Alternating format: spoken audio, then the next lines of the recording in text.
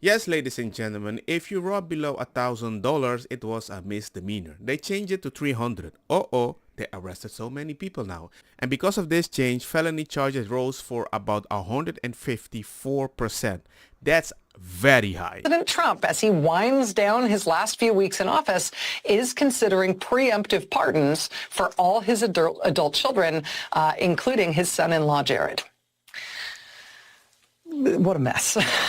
More as we know.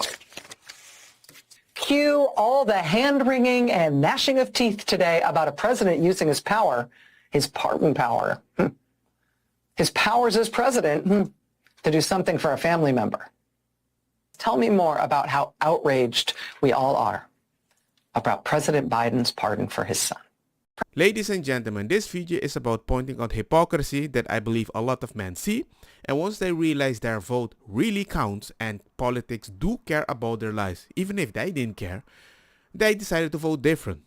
Because if you pardon one crime and your defense is, I'm going to pardon this crime and anything that happened 11 years before, certain people see as if this is the same thing, if you want to see it empathetically. I've gotten into Krav Maga, and it's based off of defending yourself in real world events. I love about it the fact that I know if someone came and attacked me, that I could likely handle myself. Hold on, how much do you weigh? Like 100 pounds. When you say you could handle somebody who... I can pick up a 180-pound man and throw him on his back. Yeah, I swear to you. I can take a knife from a guy, I can take a gun from a guy.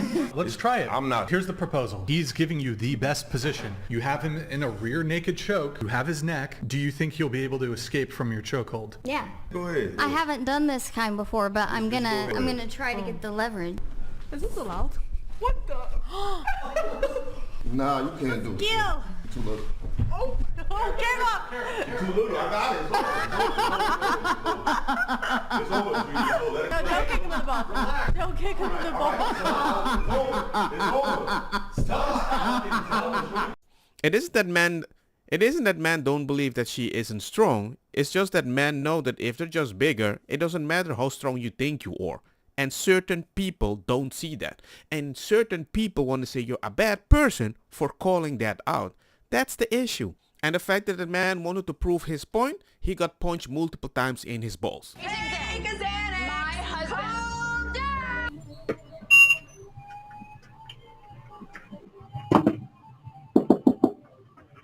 Oh.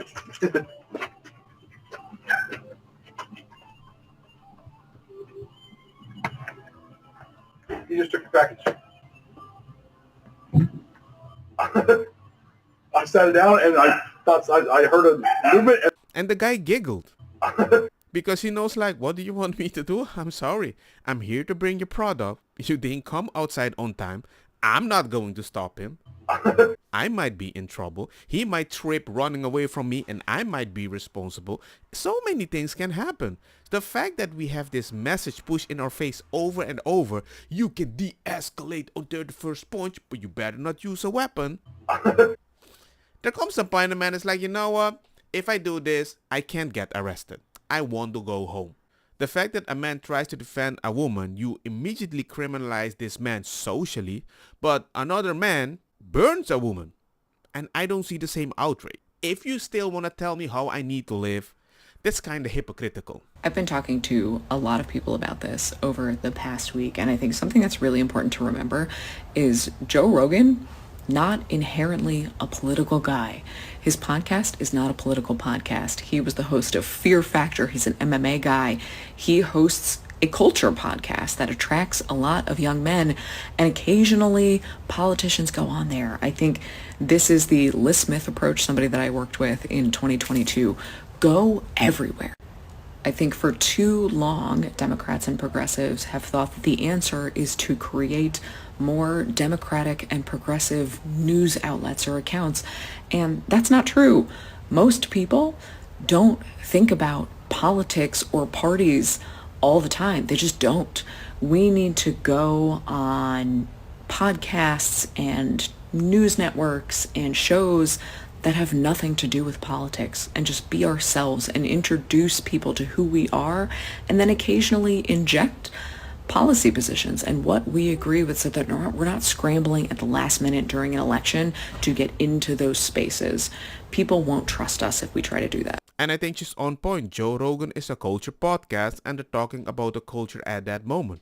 The problem is you keep telling them how they need to speak about the culture, and you can't have a Joe Rogan podcast if he has to think like you. No, I've had enough for today.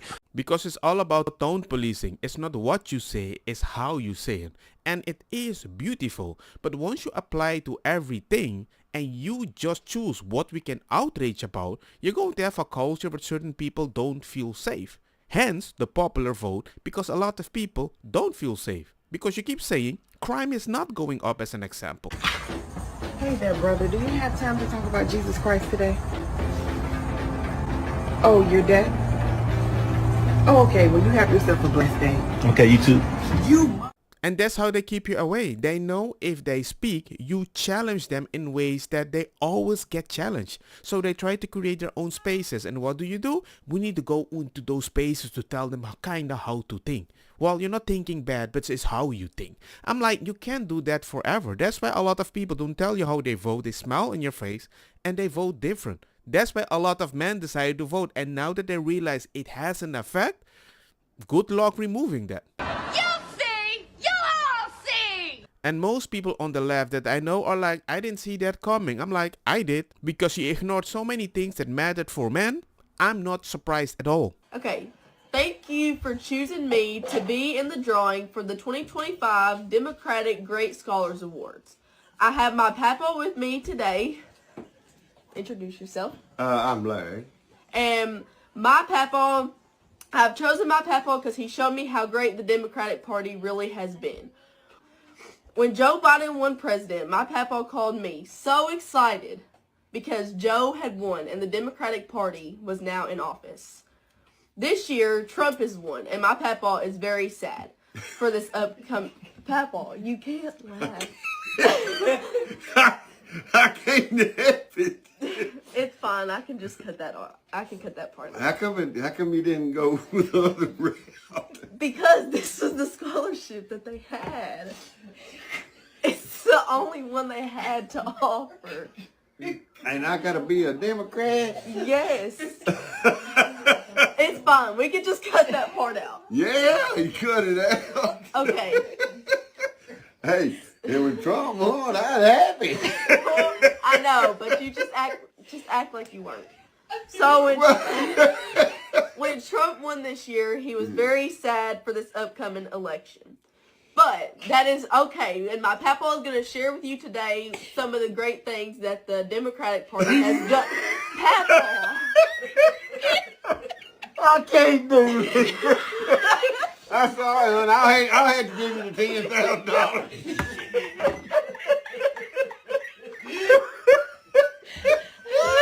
You saw that, right? The concept that she has to fake that grandpa vote for Kamala. And he finds it funny because it's like, I would never do that. That doesn't make any sense. I'll act along. I might laugh a little. That's a hate crime. That's literally a hate crime. How do I know that? Because I'm doing the same thing with my YouTube channel. And that's why it's not monetized, because I find it so hypocritical. I just consider it funny. Most exciting one I did was the dad and son.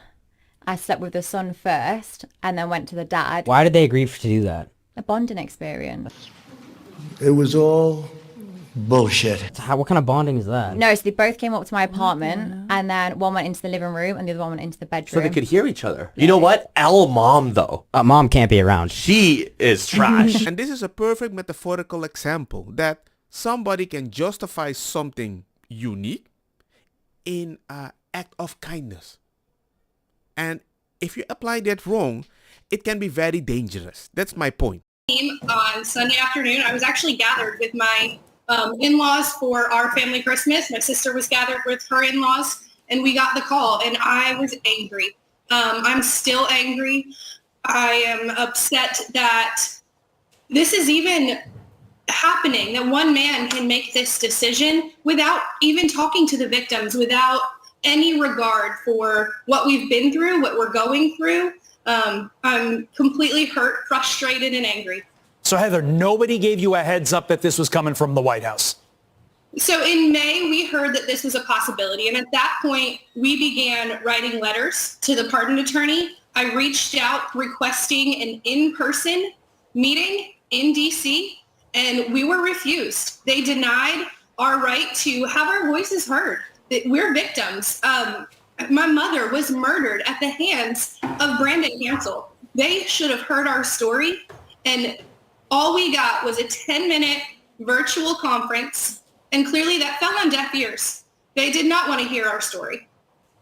Danny, Joe Biden, or whoever made this decision, because it is entirely unclear whether this came from him directly or his people, he's showing mercy to your wife's killer. Was your wife shown any mercy? She was shown no mercy at all. This man walked into the bank, never said 2 words to her, shot her 3 times in total, went and shot her coworker, Katie Skeen, as well, who was totally defenseless and unaware that anything was happening. It's just beyond me that I can't even believe that this has actually happened, a commuting of sentences like this of 37 victims, all but 3, which was certainly a political scheme that undoubtedly. Joe Biden was also told by the Pope that he should stop these executions. Now, what the Pope has to do with anything in this country, I don't know. But Joe Biden certainly has no convictions. He's a senile old man. He can't tie his shoes, I wouldn't think, if you could see him in person. It's absolutely disgusting. Ladies and gentlemen, I've already lost my mom, but I can't imagine if it was because somebody had a bad day. He gets shot, goes to prison, gets released. I'm angry, want to put my voice out there, denied. I get a conference, virtual thing, Zoom, whatever, for 10 minutes, and that should be enough?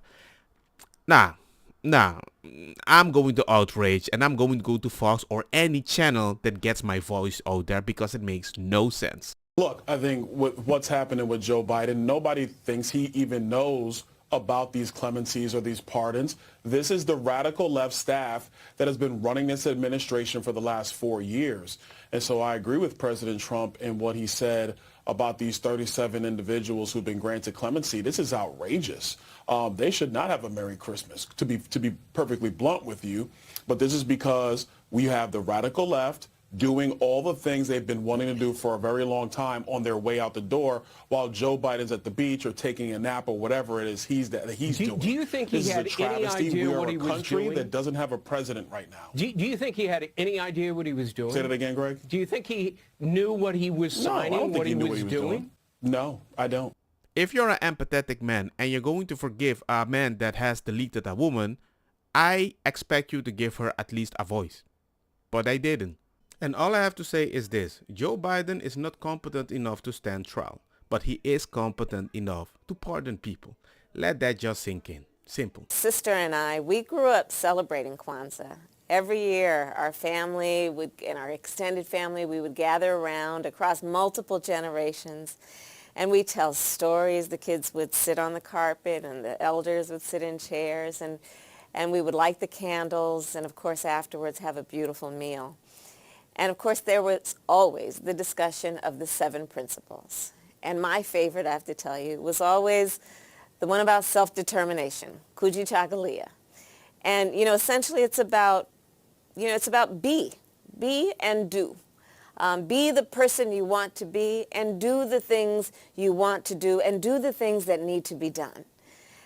It's about not letting anyone write our future for us, but instead going out and writing it for ourselves. And that principle motivates me today as we seek to confront the challenges facing our country and to build a brighter future for all Americans. So to everyone who is celebrating, happy Kwanzaa from our family to yours. And to add context, Kwanzaa was invented in 1966 by Marxist professor Maulana Karinga to undermine Christmas, 2 years after Heather was born. 5 years later, he was jailed for kidnapping, torturing an innocent woman in California. Keep celebrating your holiday created by a criminal. Because clearly you want to celebrate only one holiday and the other one you just want to remove and delete. Don't get me wrong, cosa kita bong. Put the fire na mi blonde kush hash purple skunk criollo colombici jam jam turlo che ta verdetta welcome.